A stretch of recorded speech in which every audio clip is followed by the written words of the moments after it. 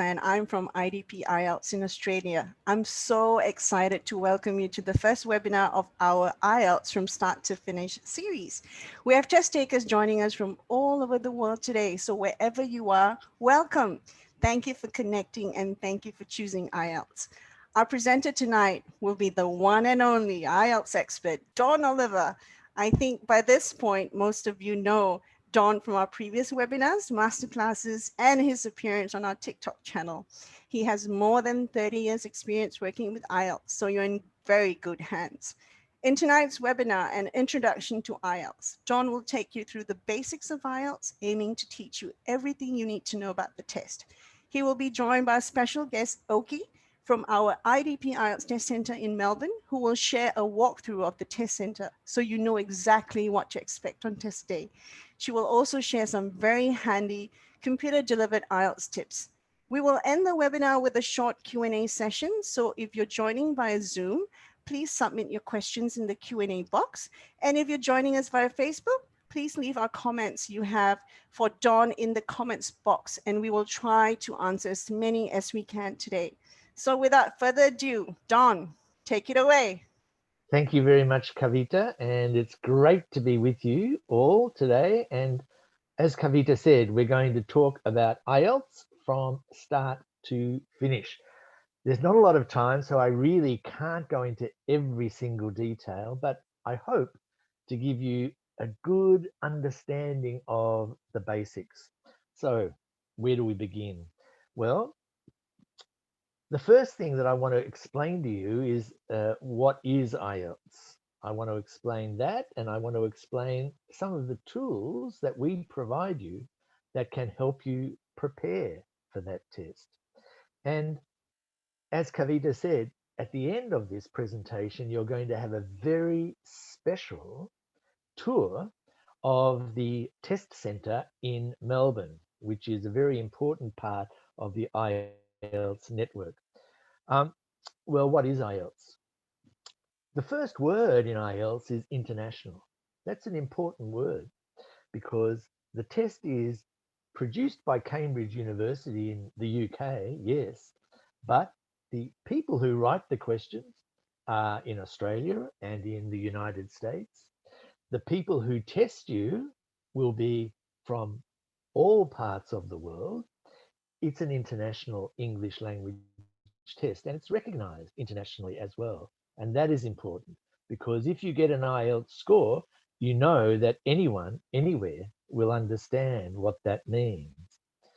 It's a test of your English level, your proficiency.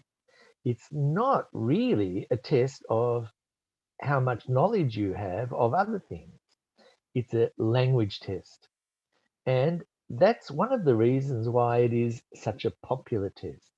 It's the most popular English language test for study, for work, and also for migration.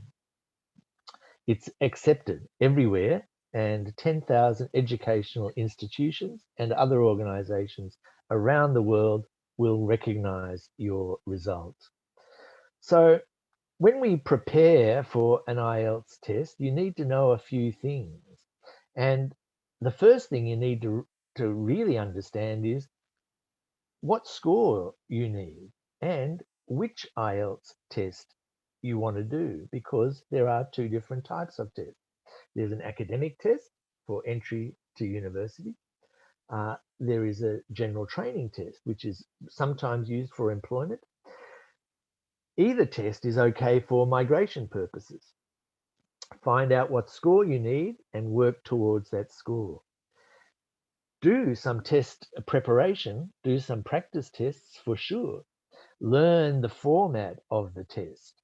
But to really prepare for the test, the one thing you must do is improve your English. So you can do that every day, anywhere. Then you're ready to book your test date. And you can do that very easily online in many different places. So I mentioned before that there are two types of IELTS test.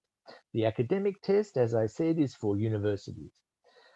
Also, if you are an overseas trained doctor or nurse or accountant and you want to practice in an English-speaking country, you will need an academic IELTS score. If you want to migrate to one of those countries, you will be asked for a score, but it can be academic or general training. And the general training is a different sort of test. The reading is different and the writing is a little bit different. Okay. Apart from the two different types of IELTS test, academic and general training, there are two different ways of doing the test. And the first one, and it's becoming more and more popular, is the computer delivered IELTS test. And later on, when you do a tour of the Melbourne Centre here in Australia, you will see the computer room where you can do the computer delivered test. The paper-based test, many of you will have done with a pencil and paper. That still exists and it's still popular with people. The listening, the reading, the writing are all in fact the same in both tests, except that you have your own headphones in the computer test. You are able to put your answers on a screen, and that suits some people. The speaking test remains the same for both the computer and the paper test. So anytime you do a speaking test for IELTS, it will be in a small room with one other person only, and they can listen to you. You can ask for repetition. They will explain some words to you. So that is an important part of IELTS. The big difference between the IELTS on a computer and the IELTS on paper is that you get your result more quickly with the IELTS computer delivered test. And there is less time taken up with handing out papers and collecting papers, and you do the test with a smaller group of people. So in many ways, it's more efficient. Okay, let's go on and look at the format of the test. Now, IELTS is a big test. It takes nearly 3 hours to do. And that is why it is recognized all around the world. It's a good test of your real level of English. The listening is the first part in most parts of the world, but if you're doing the test in Australia, the writing will be the first part in the pencil and paper test. It doesn't matter in what order these come, they are always the same. Listening takes about 30 minutes with 40 questions. The reading takes 60 minutes with 40 questions. The writing takes 60 minutes with 2 tasks. And the speaking will take about 14 minutes in most cases. And there are 3 parts to that speaking. As I said before, the academic and the general training are very similar, except for the reading and the writing. Okay. If you can understand me, you are not any of these people. A 0 person who gets a 0 in the test did not go to the test. A 1 is someone who does not have any English. A 2, just a little bit of English. A 3, a little bit more. A 4, only very basic English. You are probably here, around about a band 5, a 6, a 7, an 8, or a 9. I hope I'm a 9 because it's my first language. But if you are a 9, you don't have to be a native speaker. You can get a 9 even though your first language is a different language. We have assessment criteria for speaking and writing on our website, IELTS.com, and you can have a look in more detail at what a band 5 or 6 or 7 or 8 or 9 can do in those parts of the test. Let's look now at writing in a little bit more detail. Writing in the academic type of test is basically task 1, describing something. In task 1, you have 20 minutes to describe in words some information that is visual. It could be a graph, or like this, it could be a diagram that shows how something is done. All you have to do is describe what you see. You don't have to explain, you don't have to give an opinion. That's in task 2 of the writing. So task 2 of the writing is like this. You're given a statement. Here, the statement says, university graduates can earn more than less well-educated people, so they should pay for their studies. Then you are asked to respond to the statement. And here, the response is simple. Do you agree? Now, you can answer this question quite easily. You can say, yes, I agree, for these reasons. And that is a good answer. But sometimes the task 2 task is a bit more complicated. Sometimes you might be asked to discuss the reasons for something and solutions for something. So look very closely at what you are being asked to do in task 2 writing. In the general training writing, as I said, it's a little bit different.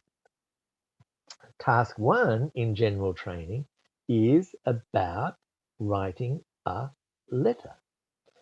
You have 2 tasks, but the first task is writing a letter. Now, in both the academic and the general training, you should be careful to spend only 20 minutes on task 1 and 40 minutes on task 2. Why? Because task 1 is only 1/3 of the mark. Task 2 is 2/3 of the mark. It's twice as important. Here you can see you have to write a letter in general training task 1 of 150 words. The situation is explained to you and you are given 3 or 4 points to cover in your letter. In task 2, it's very similar to an academic task 2 because you have to write an opinion. A lot of people think, oh, well, it's a British test. But as I said before, it's an international test. And this means that you can use American spellings. You can use British spellings. Where I come from, Australia, many Australians use a mixture of American and British spelling. So it's fine. Okay, there is an example of a general training task 1. And as I said, you are given a situation. Here, the situation is there are plans to build apartments in a park near where you live. And you are told who to write to. Here, you are told to write to the editor of the newspaper. And then you are told to cover 3 points. How did you find out about the plan? What do you think of the park? Do you like it? And then, what do you think of the plans? Do you like the plan? You don't have, there's no correct answer. You can say, yes, the park is terrible. Let's build apartments there. The plans are good. Or you can say, we love the park. We can't have apartments there. The plans are terrible. Both answers are perfectly good, but just make sure that you answer those 3 points. And very importantly, spend a couple of minutes understanding the task, because sometimes people misunderstand the task and their whole letter is off the point. The same applies for task 2. Spend a couple of minutes understanding the task, because if you don't, you can't get a good score. All right. Remember I said that academic task 2 and general training task 2 are very similar. Well, here is an example of a general training task 2, and you'll see the format is the same for task 2 in academic. You are given a statement. Here, the statement is, in many countries, people are eating more and more unhealthy food, and they are taking less exercise. Statement. Then response. What are the causes of this? And what can be done about it? Now, this is not an academic question. This is a question about everyday life and lifestyle. And that is the difference between a general training and an academic task. Here, the response is quite complicated. You have to give reasons for people eating unhealthy food and reasons for people taking less exercise. You've got to give a solution to the first problem and a solution to the next problem. You've really got to do 4 things in this task. Again, read carefully and answer directly. All right, that's writing. Let's look at the reading part now. As I said before, the reading in academic is a little bit different to the reading in general training, but they both take 60 minutes. They both have 40 questions. There are 3 sections in both, but in the general training, the passages are shorter. Instead of having one passage of about 900 words in part 1, they might have 2 passages of about 400 words each. And those passages will be a list or a group of advertisements in general training, because the reading there is about your everyday life. 40 questions in 60 minutes in academic, 40 questions and 60 minutes in general training. Okay. The thing about reading is we have to test first if you can understand what you read, and second, how efficiently you can read. If we gave you 4 hours to do a reading test, well, we could assess whether you understood, but could you read efficiently? So we give you less time. We ask you to read about 2,500 words in 1 hour. That means you must become efficient with your reading. You need to practice some important skills. The first important skill you need to practice is skimming. Skimming is what you do already when you read something in your first language. If you're reading something in Spanish or Hindi or Arabic or Indonesian, in the newspaper, you don't read every word. You are looking for something that is interesting. That is skimming. You are looking for the general meaning. And if you find something interesting, then you will read for detail. Scanning is similar. You are not reading every word, but you are looking for a particular thing. For example, do you ever turn to the back page of the newspaper to find a football score? That is scanning. You are looking for the name of your team and a number. You want to know how many goals they score. That is scanning. Now you can do this in IELTS. Read the question first, find out what the key word is, and then find that key word in the passage, and that will make your reading more efficient and quicker. And that is how you will succeed in the reading test for IELTS.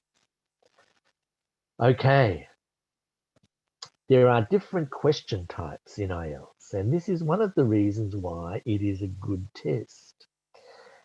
The reason I say it's a good test because it has different question types is because the more different types of questions, the less able you are to simply guess.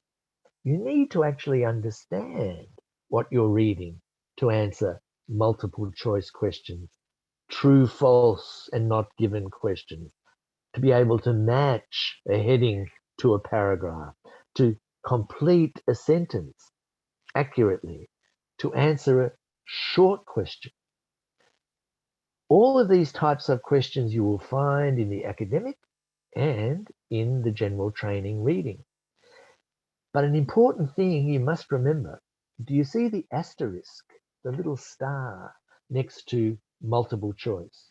And the little asterisk, the star next to identifying, and next to short answer, and next to sentence completion. With these types of questions, the answer to the first question comes before the answer to the second question, which comes before the answer to the third question. This can help you. If you're doing a true, false, and not given task, which is a difficult one in IELTS, if you find the answer to question number 21, you know the answer to question number 22 will come after that. So that will help you navigate, find your way through the passage. Okay, practice those things, the skimming, the scanning, but read. Read every day, because this will also help your writing and your listening and your speaking. The third skill that we're looking at is listening. Okay, now this guy's got his earphones in there and he's very happy. He's probably listening to a podcast, maybe. Maybe he's listening to the news in English.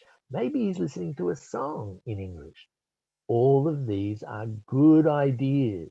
The more English you have going in here, the more will come out there. So practice that.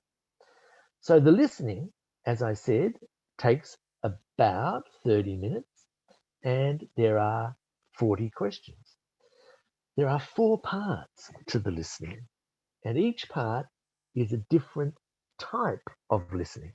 The first one is a conversation between 2 people talking about anything. The second part is one person giving some information. The third part is 2 or 3 or 4 people talking about education. Maybe they're talking about a university essay they have to do or a seminar that they have attended.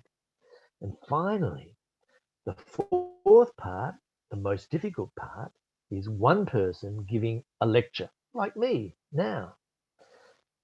In the pencil and paper test, you get 10 minutes to transfer your answers at the end of the listening, but you don't get that extra time in a computer delivered test. So be careful about that. Okay, the final part of the test now is the speaking. My favorite part of the test. Why? Because I love to talk and I love to hear other people talk as well. If you like to talk, don't be afraid of the speaking test, because the person you are talking to is a trained teacher who probably speaks another 1 or 2 languages, has probably lived in a foreign country and understands what it is to learn a language and wants you to succeed. It's face to face with just one other person.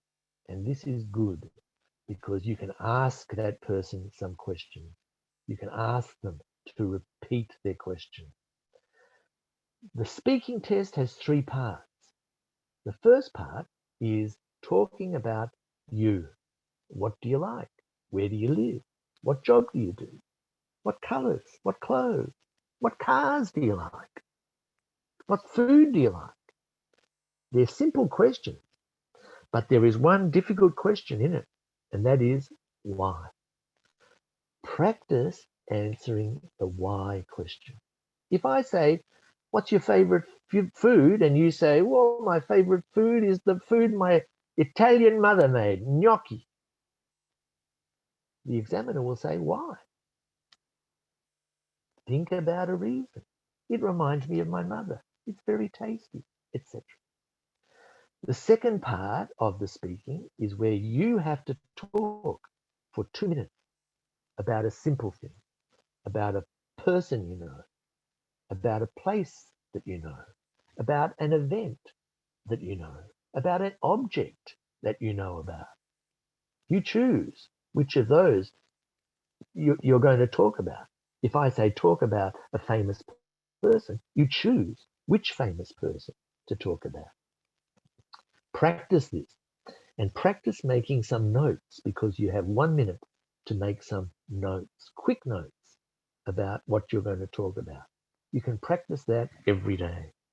And finally, in the speaking, we talk about more general subjects.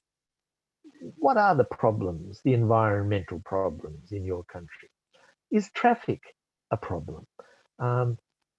What's the best form of education for young people, etc. Remember when I said you should read? The more you read in English, the more ideas you will have and the more words you will have for this part of the speaking test. Okay, so that is the test. And really, all you now have to do is prepare. And as I said, you can do practice tests, but also you should also just learn as much English as you can anywhere that you can. You can go to our IELTS Advantage. You'll find that on the internet. You can see there the YouTube address at the bottom of that slide.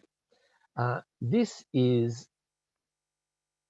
a great guy giving some very good advice. Sorry, not a great guy, just me without a beard. And it tells you a lot of good information, a lot of answers, a lot of questions that many people have about IELTS, about what you can expect on the test day, about the assessment criteria, and about many other things as well. As well as that, there are other videos that will give you writing tips and speaking tips and other things. All of those things are on the YouTube channel as well. You can also get, if you register for the test with one of our centres, you will get free access to a very good preparation software that will help you practice online. It's called IELTS Masters. And this is, I've looked at it myself, I've gone through it, it's very complete. So check that out. The other thing you can do is, for a small fee, do an online IELTS test. And you will get a score, not an official score, but a score that indicates where you are. And if you want to get a 6 and this score here gives you a 6, you know that you have some confidence about doing the real test. That's the progress check. So my basic message to you is this: practice your English. If you want to get a good score, anything you learn in English, maybe from a song, maybe from reading, maybe from a podcast, maybe from talking to someone, will help you get that score. But it doesn't happen overnight. A band 7 requires not months, but years of work. I know many of you have already done years of work. Anything you learn in English can be tested in IELTS. So push yourself to learn something every day. And finally, you might find some very good advice on our IELTS.idp.com website, our Facebook page. And by the way, if we don't answer all your questions today, keep posting them, because we will answer them on Facebook. You can go to TikTok as well. You can go to the YouTube channel that I mentioned as well. All of those resources are there for you to use. Okay. We have only a couple of minutes for some questions, but I'm happy to take them right now if anyone has some questions to ask, because after this, we're going to go to have a live tour of the Melbourne Test Centre. But now I'm going to stop sharing and I'm going to pass back to Kavita, who is now going to tell me if there are any questions coming up. Thank you, Don. We've got loads of questions for you. So let's get to the questions now. So first question from someone who's actually sitting the test the day after tomorrow. You did answer this in your wonderful presentation earlier, but I would just like to ask it again. She tends to write using both English and American English. So she wants to know, for IELTS writing and listening, is it required to follow American, Australian, or British English, or can we mix? You can mix them. As I said, in Australia, we do mix them. It's unlikely that you would spell, as an example, color. American, C-O-L-O-R, British, C-O-L-O-U-R. It's unlikely that you would spell it once O-R and then another time O-U-R in the same essay. Mm-hmm. But if you were to write color, C-O-L-O-U-R, and then labor, L-A-B-O-R, in the same essay, an English spelling and an American spelling, that's fine, not a problem. In fact, we do that in Australia very often. So relax about that. The main thing is, if you're writing in pencil, make sure that it's clear that your O is an O and not an A, and your I doesn't look like an E, because these things will be treated as a spelling mistake. Okay? All right, thank you, Don. That brings us to our next question, actually. Someone wants to know, which is better, pen or pencil for the writing task 1 and 2? You must use pencil. So there is no choice. You'll be given a pencil and you must use it. Okay, so don't worry about the pen. In the past, you could use a pen, but nowadays, only pencil. Perfect. Another question. Do you have any information based on your research or experience on how many hours of preparation is needed to increase the overall band score by 0.5? I actually have done some research on this, Kavita, some very detailed research. Good. Because I was teaching in Indonesia many years ago and also in Vietnam, and we were trying to improve the scores. And it comes down to many different factors. How old you are. If you're older, maybe you won't improve as quickly. If you come in at a low score, maybe a 4, you might get to a 5 in 3 months. But if you're at a 7, you're not going to get to an 8 in 3 months. So it varies, okay? And it varies, of course. Some people are good at languages and other people are not. It used to be that they said, well, 10 weeks, half a band. But really, it depends on who you are, what level you are, how you study, etc. But it's guaranteed, if you do have a routine and work at it every day, you will improve. That's very great. That's very good advice, Don. Next question. If it's someone wants to know if it's okay to take notes on the writing booklet. Would it affect the score? No, the examiner knows. Well, actually, if we're talking about the writing task booklet, that the examiner never sees that. That is thrown away. If you make some notes where you're writing your essay, if it's clear that this is not part of the essay, then that's okay. But I would recommend that you make your notes not on the where you're writing your essay, because that may be confusing. So you can write all over the question paper, not a problem, because the examiner never sees that. Okay. Thank you. Let's look at the next question. Someone said, my accent is neutral, so will it affect my speaking score? And also I have difficulty probably sometimes, stringing a sentence together when speaking. So how can I improve? Well, accent, a neutral accent, is a. I don't really know what a neutral accent is because I've got an accent, you've got an accent, Kavita. Yeah. Everyone has an accent. It doesn't matter about accent. It's Mhm, only if you are understood or not. Okay. mhm, If people can understand you, then that's fine. Being able to speak fluently, that is to link your words together so that they flow, is one of the criteria that is assessed. And you can practice fluency. You can practice using phrases that connect your ideas. For example, well, I'm not sure about that, but I think, or well, to be honest, blah, blah, blah. These words that I just used then are called linking words. They're discourse markers, right? That's the technical word.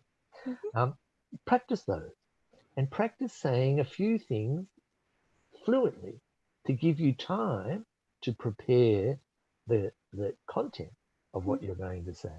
Mhm. Don't speak too quickly, don't speak too slowly. That's great tip. Thank you, Don. Next question. As an IELTS expert, what are the most common errors that leads to getting a lower score in IELTS academic? And what skills should I improve on to getting a higher score? Which skill are we talking about? Um, didn't specify, No? but Okay. just the Well, general IELTS academic. yeah. Well, if you're looking at I would recommend that this person goes to IELTS.com and look at the assessment criteria for speaking and writing. And there they will see that the more errors you have in your grammar, the more errors you have in your spelling in writing, then the lower your score will be. So they are two of the criteria, the lexical resource and grammar. In speaking and writing, there are other criteria as well, like writing, paragraphing, being able to understand the question and answer it directly. They are important parts of the assessment. In speaking, as I said, pronunciation and fluency are important parts as well. So it could be a mixture of all of those things. And if this person, for example, gets a 6.5, they know that two elements in their performance in speaking and writing are at the band 7 and two are at the lower level. So they should be able to look at the assessment criteria and say, well, where do I have to improve? And that may help. Kavita, when are we going to go and see Oki at the Melbourne Test Centre? Oh, we shall go right away. I believe Okay. Oki is ready. Oh, Um, there she is. you can, yeah, do the introductions, Don. Oh, all right. Now, I have been to the Melbourne Test Centre and it's a beautiful place and it's full of beautiful people as well. And as an example, here is Oki, who is going to show you around. Over to you, Oki. Thank you, Don. Hi, everyone. Oh my goodness, I'm so proud of myself to work with Don. Okay, my name is Oki, but some people think my name is okay, but not okay. Okay, my name is Oki, OKI. All right. I work at IDP IELTS Melbourne Test Centre as a customer support team, and then so which means when you just send us an email or give us a call, I'm the one always just look after your questions, okay, or inquiries. Recently, I've been just receiving more questions about computer delivered IELTS test. That's why I'm here today to provide you with some information regarding computer delivered IELTS test. So first, I like to take you to our test center and go through step by step to show you how we conduct the test on your test day. So, are you ready? Then just give me one sec. Here we go. Okay. So welcome to Melbourne. And then this is outside of our test center. And then as you see that there is a number which it says 170. So which means we are located at level 7, 170 Queen Street. and then let's go in. All right, I will take you up to level 7. Okay, so because of pandemic, we always have sort of a sign to protect each other. And then I will just get you to level 7. Okay. So, did you know IDP IELTS Melbourne Test Centre was the first computer-delivered IELTS test in the world? I'm so excited to show you. Okay, open. Sesame, ta-da! Okay, you can quickly scan. Ooh, so as you see this still, we have many signs on the wall, and then also sanitizers everywhere to reduce sort of spreading COVID-19. It's this for all, just protecting our staff members and then test takers. And then look at this. We do have fruits. Why do we have fruits? Because we don't like you to have empty stomach. Some test takers are too afraid or too nervous, so they can't eat it. Help yourself. We have fruits everywhere. And then what you need is, the most important thing is relaxing. Ta-da! Please take a seat. And then just relax, okay? We provide just a free Wi-Fi. If you like to play with your phone or laptops, please go for it. Or just watch TV. We have good information about COVID-19. Also, if you just keep watching it, then it will tell you all about IELTS test and then tips for your test today, okay? So, what are we doing now? Oh my God, it's time's up. We are about to start test. What do you have? Oh, where can I just leave all my stuff, bags and watches and just phones? Oh my God, what am I doing? Don't worry, what you need is, you just need a passport, okay? You only are allowed to take this passport. So, follow me, I will show you where we can just store these ones, okay? So, I am taking you to our locker area. So, if any doors open, which means they are all available. So, I will just pick the first one, which is number 1. I just put everything inside and then close the door. Remember, this is only for you, so you make sure you need to lock it. I will just make sure 1, 2, 3, 4. Yes, no one can open up.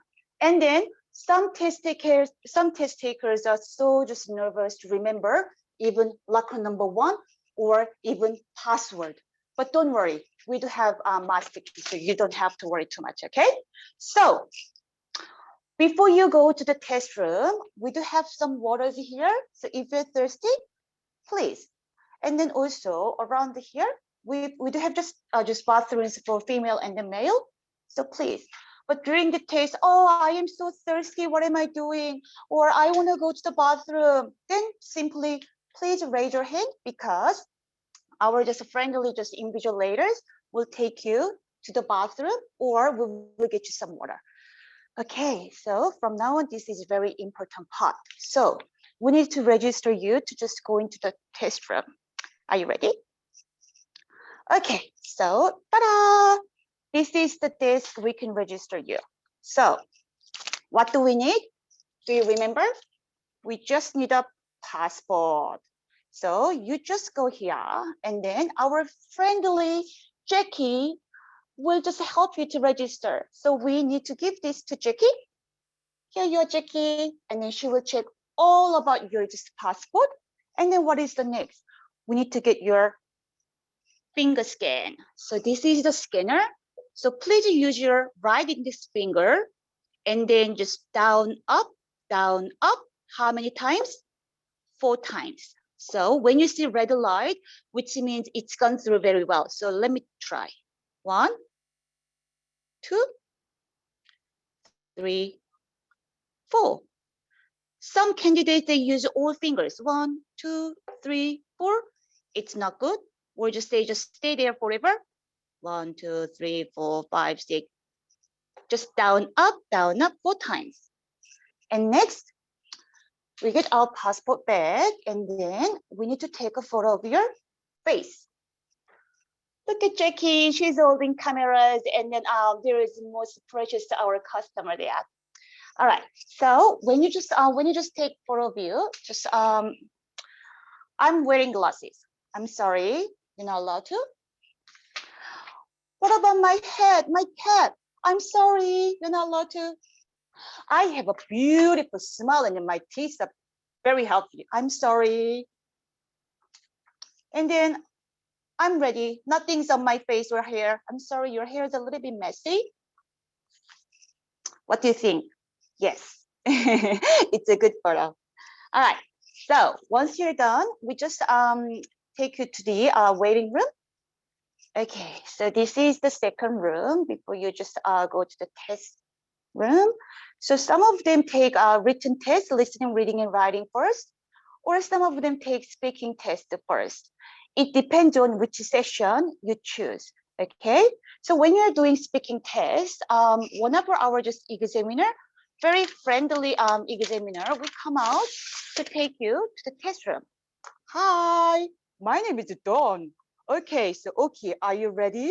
Then I will take you to the test room. Let's go. Okay, guys, how many rooms we have? I mean, speaking rooms. Let me just show you. Okay, speaking room 1. Oh, we have customers there, and then also Dawn's there. Okay, test room 2. We also have another customer, and then also Dawn's there. Oh, this is very young Dawn. And then next, also this is another just test room, and then this is our last room. All right, so when you do your speaking test, you don't have to be afraid too much. Even myself, I am from Korea, and then I am so worried about my accent. I'm so worried maybe you guys might just judge me, okay? But trust me, our examiners who work here at IDP IELTS Melbourne Test Centre, they are so friendly, and also they understand your accent and then your culture. And then even if you're not sure, then you can just ask them again, then they will rephrase the question or just repeat the question. Look at this, satisfied, and then our Dawn is so happy. Look at that. All right, so then I will leave them just alone. Close the door. Okay, so next, finally, I can show you our test room for the computer delivered. Ta-da!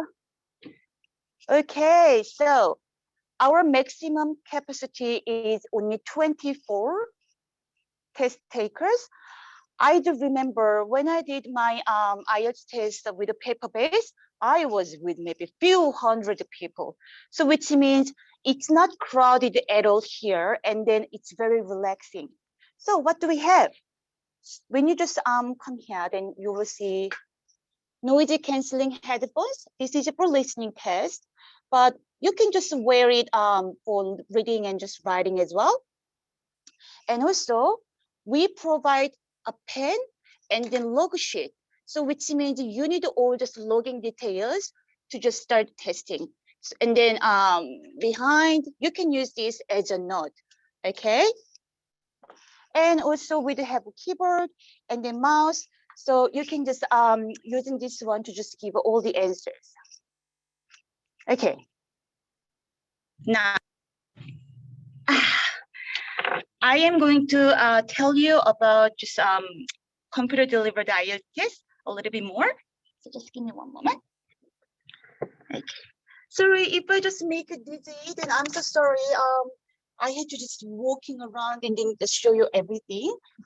Okay, so let's see. I got a question most about this. What is different between paper-based and computer delivered IELTS test? They do have like a same question type, contents, and then timings, and then just marking. But yes, as you just don't explain to you guys, listening is a little bit different because with the computer delivered, you are not required to move all your answers from question booklets to answer sheet, which means you can just directly type the answer or just using mouse and then give the answer to just computer directly. So you will get only just 2 minutes at the end of the test. Okay, then what is different? So just simple, different tools, just using pen and paper or using computer. So for example, you're just planning to go to Tasmania from Melbourne. Some people like to take a ferry. Some people like to take a flight. So it's different way to get to the Tasmania, but eventually you're gonna meet each other and then have a party. Yay! The same thing. It might be much quicker than ferry, I guess. So when you take computer delivered IELTS test, we have tests like 3 sessions in a day, and then 7 days a week. So which means we have tests every day. And then for example, so if you book a test for Monday, the best thing is it takes only 2 to 5 any days, 2 to 5 days to get result in general. So if you take a test for Monday, then you will get your result by Saturday. So which means you can get everything done within 1 week. All right. Because of this computer, you can also use computer functions. What do we have? You can't access the internet to find out everything. I'm so sorry. If you're expecting, oh, then can I just use the internet? I'm sorry. Oh, then can I just do it at home? I'm sorry. You still need to come to our test center to sit for the test. But what you can do is, when you're doing listening test, you can control the volume. So you can make it just a little bit, oh, it's too just, the sound is very small, then you can just make it louder. Or even text size. Oh, I can't see properly, or make them really bigger, or just, if this is too big, and you can just make it smaller. Also, when you're doing reading, if you think, oh, yes, I really want to remember this sentence, it's very important, then you can highlight. And then when you just give the answer, oh, I know, I read this word, yes, I found this one in the content, then you can easily just copy and paste. But most I like is for the writing test. So when I did paper-based, I have to just write down, and then, oh, I don't like it. Using erase and then just delete. Oh, okay, how many words so far I've been writing? 1, 2, 3, 4, 5, 6, 7. But you don't have to do this with a computer delivered IELTS test. There is function of just automatic just word count. So when you just write down, it automatically just calculate and then count, and then it will show you on the bottom. So you just while you're doing writing task, oh, okay, I've been just writing maybe 120, so I need 30 words more. So it will give you an idea, and then you don't have to spend the time keep counting. You can just rather just use the time to just read your question, or just write down a little bit more you like. You can just check your answers. The thing is, we do have just studying materials also on the website available. It's just don't explain to you about progress check. It will just tell you where you are at the moment. And also, I really just like you to just try mock test. I mean, free mock test. So some test takers, oh, it is my first time, I don't know where to start. Then please try to do that mock test. Then it will give you an idea, and then it's free, and then everyone can access it. So just try. I'm sorry if I just rushed too much, then I'm really sorry. But I think I just that's all for today. But I believe you do have some questions, but you can just send us an email at ielts.melbourne@idp.com.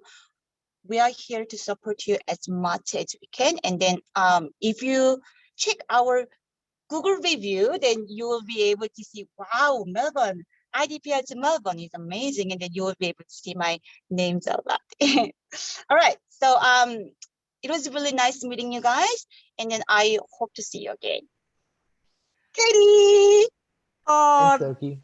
thank you so much. Loved it. Well done, Don and Oki. Another amazing presentation today. There were lots of great tips and detailed explanations, and we love the walkthrough of the IDP IELTS Test Centre. Oki, you're such a star. That's it, everyone. That wraps our session for this evening. Thank you to all of you who joined us tonight and asked a question. We truly appreciate your time. If we didn't get a chance to answer your questions, we'll make sure we'll answer them and message you directly. For many of you who asked, I also wanted you to know that the Facebook recording of today's session will be available after this. So you can catch back on anything you may have missed or any resources that are mentioned that you want to refer back to. So have a great day, everyone, and thanks again. Thanks, Kavita. Bye. See you, Oki.